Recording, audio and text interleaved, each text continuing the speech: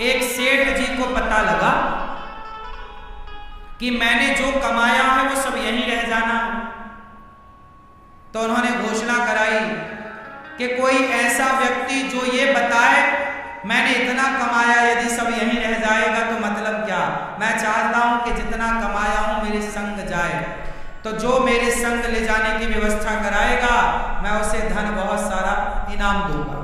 अब बड़े बड़े ज्ञानी, बड़े बड़े पंडित, बड़े बड़े लोग आए कि भाई आज तक तो सुनो कोई एक रत्ती लेके ना गया, मरने के बाद तो एक रत्ती कोई लेकर, तो तुम क्या ले जाओगे, इसलिए तुम ये सपना छोड़ दो कि तुम जाओगे लेकर, कुछ ना जाएगा, सब यहीं का यहीं धरा रह जाएगा।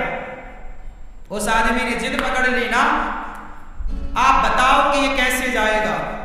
तब एक संत जी आए, नारायण नारायण जपते हुए, श्रीमन नारायण। ए भैया क्या भीड़ लगा रखी है।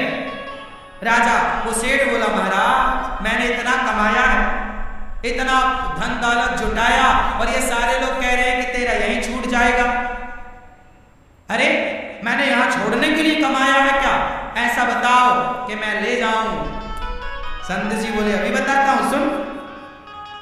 तू सब क्या क्या लेके जाना चाहता है। बोले, मैं सब कुछ लेकर जाऊंगा, जो मैंने कमाया है मेरे संग जाएगा तब तो मजा आएगा, यहां छोड़ गया तो क्या मजा है।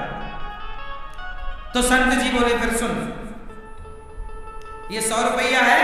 बोलो हाँ। क्यों ये 100 रुपए है। बोलो हाँ। संत जी ने कहा, ये बता, ये 100 रुपए भारत का 100 रुपए है, क्या अमेरिका में इसकी वैल्यू 100 रुपए है।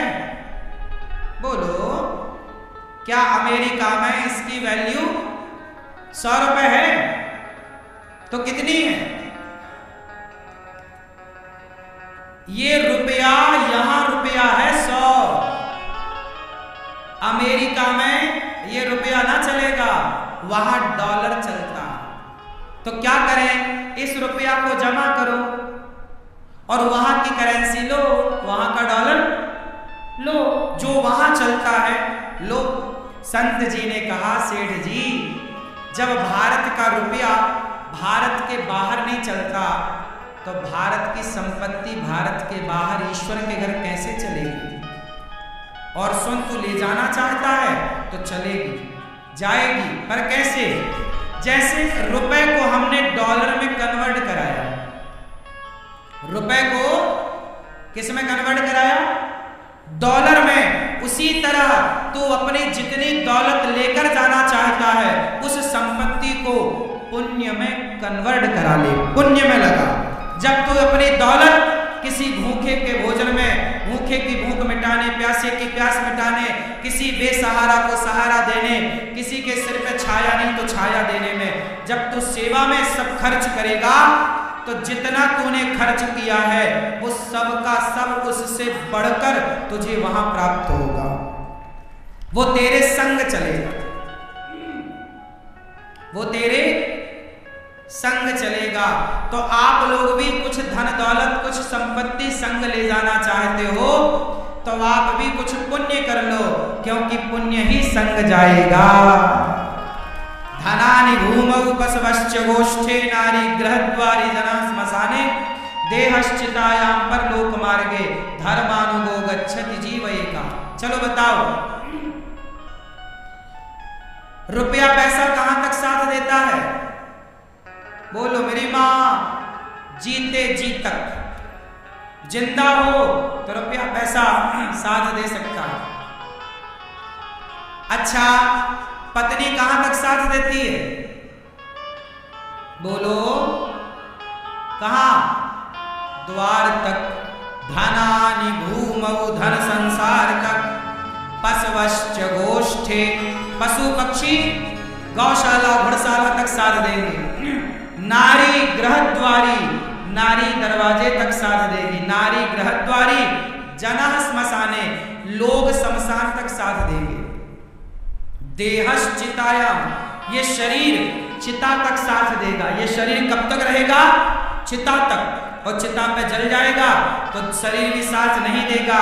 देहश्चितायां, परलोक परलोक का मार्ग जब जाओगे तो पत्नी द्वार तक रहेगी, पैसा यहीं रहेगा, शरीर भी छूट जाएगा, फिर कौन जाएगा? धर्मानुगो गच्छति जीव एकहा, आपके साथ कोई जाएगा तो धर्म जाएगा। धर्मानुगो क्या जाएगा? धर्म कौन? आपके संग। इसलिए मेरी माता धर्म कर लो, इसलिए कहता हूं पाप ना हो, अधर्म ना हो, शरीर से केवल धर्म ही धर्म हो। धर्म क्या है? अब बताओ धर्म क्या है? धर्म क्या है? आप बताओ धर्म किसे कहते? क्या है धर्म? बोलो। धर्म क्या है? किसी को मारना धर्म है क्या? फिर धर्म क्या है? धर्म है दूसरों के पीड़ा को, दूसरों के दर्द को आप कम कर रहे हैं, वही धर्म है। आप किसी को दुख दे रहे हैं, वो धर्म। आप किसी के दुख को, दर्द को, पीड़ा को कम कर रहे हैं, मिटा रहे हैं, वो धर्म। तो आपसे मेरी विनती है, किसी की पीड़ा मिटाइए। क्या पीड़ा मिटाना है? इसलिए ये दास अनिरुद्ध केवल कहकर नहीं, आप सभी को करके बताने का प्रयास है कि जब आपको करके बताया जाएगा तो वो ज्यादा प्रभाव पड़ेगा, कह के बताने से प्रभाव नहीं पड़ता। इसलिए आप अपने बच्चों को गौरी गोपाल आश्रम जरूर लाओ और एक बार गौरी गोपाल आश्रम को विजिट करो, मतलब घूमो। यहाँ आप में से कितने लोगों ने गौरी गोपाल आश्रम का समूचा दर्शन किया है? प्रत्येक कोने कोने में जाकर गए हो? आप लोग जाओ, गौरी गोपाल आश्रम भ्रमण करो। सामने वाला जो आश्रम है वहां जाना, वृद्ध माताएं रहती हैं, यहां भी वृद्ध माताएं रहती हैं, यहां भी वृद्ध माएं हैं, सामने वृद्ध माएं हैं। आप सवेरे आओ, यहां सवेरे संतों की भीड़ मिलती है आपको। जानते हो वो भीड़ काहे के लिए होती है? यहां सभी संत आते हैं, यहां गौरी गोपाल अन्न क्षेत्र बंटता है, सबको अन्न दान किया जाता है, सबको पेट भर भोजन कराया जाता है। वाह! जब आपकी रोटियां संत खाएंगे तो वो संत खाकर आपको क्या देंगे? आपके पास देने को रोटी है, आप रोटी दीजिए। संत के पास पुण्य है, वो जाप करेगा मंत्र का, वो पुण्य पा करके आपकी ओर कि भाई तुम ये पुण्य लो। इसलिए शास्त्रों ने कहा है कि दानम दुर्गति नाशनम। सुनो, मैंने बहुत पहले चिड़िया की कथा सुनी, कहो तो सुना। सुनो, एक चिड़िया थी और उस चिड़िया का परिवार था, उसका एक अपना चिड़ा भी था, मतलब उसका पति। चिड़िया चिड़ा के साथ रहा करती थी। एक घोंसला था जंगल में, घनघोर जंगल था, कोई आता जाता नहीं। एक सुंदर सा घोंसला बनाया चिड़िया ने और अपने परिवार के साथ, अपने पति, चिड़िया, बच्चों के, उसके छोटे छोटे बच्चे घोंसले में आनंद से रहते। एक दिन ना जाने कहां से वहां एक शिकारी पहुंच गया, बहेलिया। बड़ा दुष्ट था, निर्दयी था वो बहेलिया। पूरे जंगल में वो ढूंढा, उसे कोई पक्षी ना मिला बहेलिया को। एक पेड़ की छांव में जाकर बैठा, लेकिन वो बहेलिया ना रास्ता भटक गया था। बहेलिया भी जंगल में रास्ता भटक गया और संयोग देखिए कि भटकते भटकते वो उसी पेड़ के नीचे जाकर बैठा जिस पेड़ पर चिड़िया का घोंसला था। जब वो वहां बैठा तो वो भूख भूख चिल्ला रहा था। भूख लगी है, मैं मर जाऊंगा। पर वो जंगल में सुनने वाला कौन था? उसे एक भी पक्षी ना मिला, क्योंकि वो मांसाहारी था, पक्षी मारता, पका के खाता, पर मिला ही नहीं। तो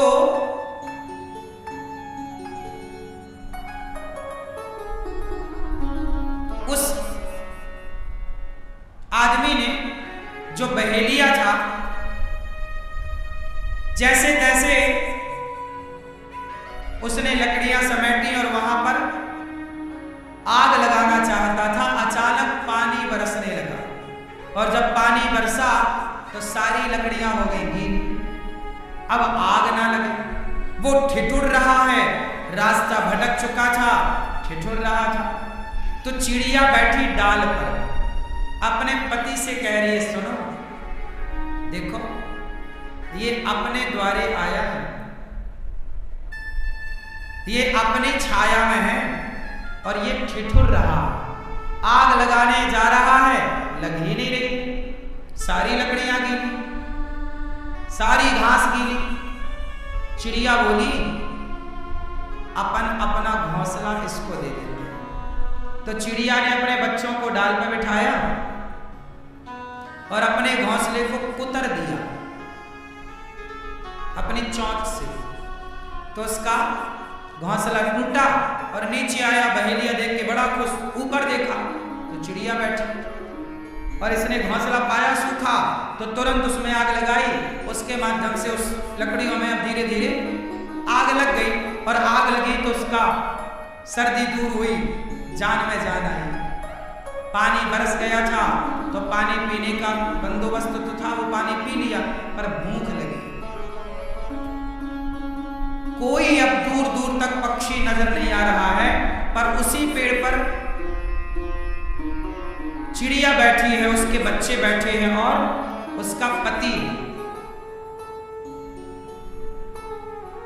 चिड़िया बोली अपने पति से, इसे भूख लगी और ये हमारा अतिथि है, और द्वार पे आया अतिथि, उसे भोजन देना हमारा, तो क्या दे? अब वो बहेलिया भी बार बार चिड़िया को देखे और वो बार बार निशाना लगा, बार बार निशाना लगाए। उसे लगे कि कहीं चिड़िया उड़ ना जाए, पर वो चिड़िया तो खुद बैठी थी। उसने निशाना लगाया भी, धनुष उठाया, बाण चढ़ाया, उसको लगा ये चिड़िया मर जाएगी तो मेरा बंदोबस्त हो जाएगा। चिड़िया बोली कि ये मेरे द्वार पे आया अतिथि है, इसको भोजन देना चाहिए। तो उसके चिड़ा ने कहा, मतलब चिड़िया के पति ने, कि कैसे भोजन दे, हमारे पास तो कुछ है ही नहीं। चिड़िया बोली, ये मांसाहारी तो है, एक काम करती हूं, स्वामी आप बच्चों को संभालना, मैं इसका भोजन बन जाती हूं। उसका पति बच्चे तड़प गए, नाना तुम मत जाओ। बच्चे बोले अच्छा हम जाते हैं, हम इसका भोजन बनेंगे। चिड़िया बोली नहीं, मैंने सुना है, देखिए चिड़िया है, पक्षी है, पर वो ये जानती है कि द्वार पर आया अतिथि भूखा ना जाए। तो चिड़िया बोली आप खुश रहना, मैं। चिड़िया उस जलती हुई आग में अपने से कूद गई, जल गई। वो बहेलिया बड़ा खुश हुआ, उसे लगा कि ये गिर गए, और वो भूंज करके उसे खाया। जब उसकी भूख फिर भी ना मिटी, तो वो छोटे छोटे बच्चे बेचारे वो भी कूद गए। जब बच्चे कूद गए तो उसका पति वो भी कूद गया। पूरा परिवार, उसकी भूख ना मिट रही थी, बच्चे भी खा लिया, भरे भी नहीं। तो उसका जो पति था चिड़िया का, उसको लगा कि मेरी पत्नी ने बलिदान दिया, इसका पेट भरने मेरे बच्चे कूद गए, फिर भी इसका पेट ना भरा, तो फिर मेरी जिम्मेदारी है कि मैं प्रयास करूं इसका पेट भरने। तो उसका पति, चिड़िया का पति चिड़ा भी कूद गया और जब उसे खाया तो इसे डकार आई, तृप्त हुआ। तभी एक सुंदर सा विमान आता है आकाश मार्ग से, और उस आकाश मार्ग में वो चारों चिड़िया, उसका पति और उसके दोनों बच्चे एक सुंदर सा देवताओं की तरह रूप बनाकर, अब वो पक्षी के रूप से मुक्त होकर देवताओं की तरह सुंदर बनकर विमान में बैठे। तो ये बहेलिया बोला, आप कौन? तो पार्षद थे, विमान लेकर आए। उन्होंने कहा कि ये चिड़िया जिसे अभी अभी तूने खाया, ये उसका पति, ये उसके बच्चे। बोले ये सब कहाँ जा रहे? बोले ये सब वैकुंठ जा रहे हैं। क्यों? बोले इन्होंने पक्षी होकर भी द्वार पे आए अतिथि की सेवा की।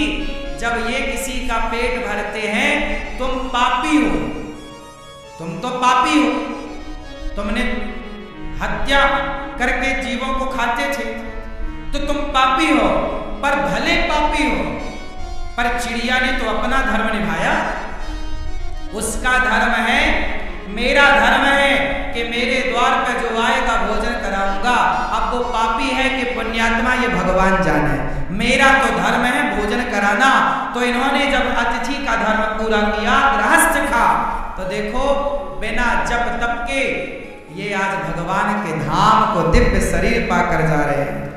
इसका अर्थ ये पुराणों की चर्चा है। इसका मतलब ये हुआ कि आप किसी को भोजन कराते हैं तो उस भोजन कराने से वो व्यक्ति खुश हो ना हो खाकर, पर भगवान जरूर प्रसन्न होंगे उसकी तृप्ति से।